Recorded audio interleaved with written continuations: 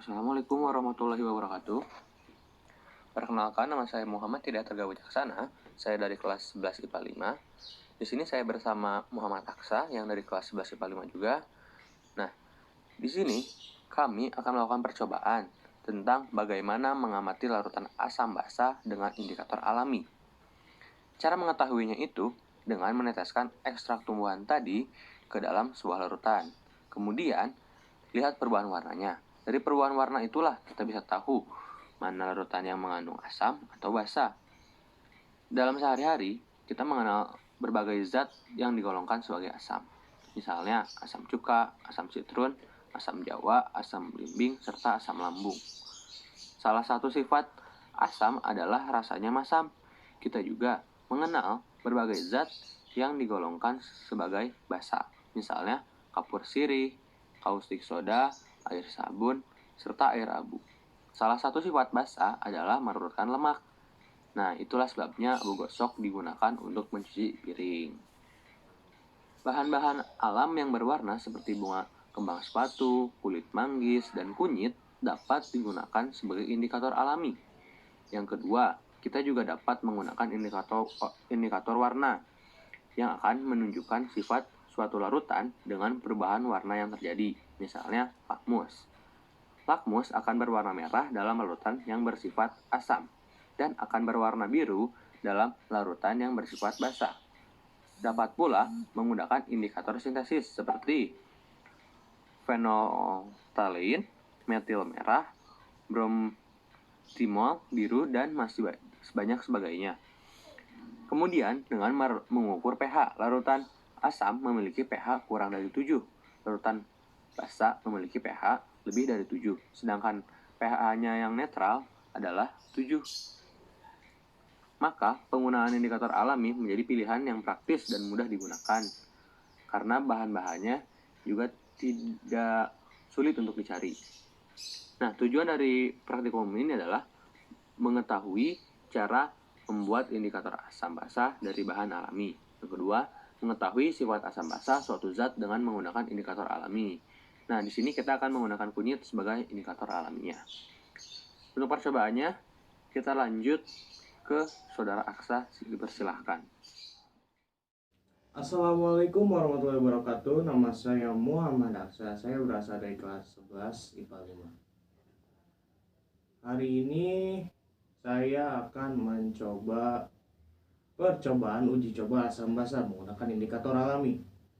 Bahan-bahannya ada kunyit sebagai indikator alaminya, air sabun sebagai basa, cuka sebagai asam, dan ada air aquades sebagai cairan yang netral. Bagaimana reaksinya?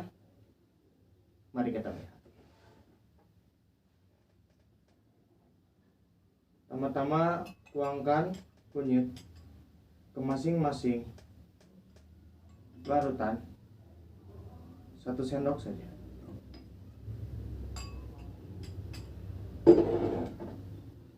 Aduk.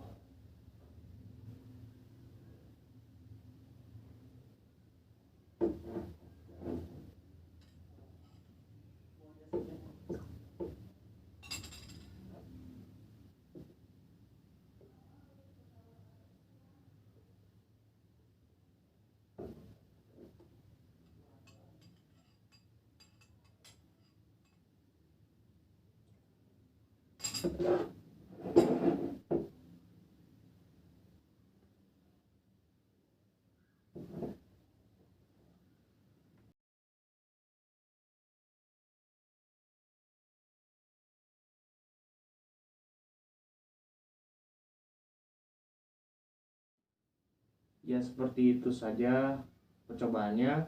Untuk penjelasannya akan dijelaskan oleh Profesor Arga.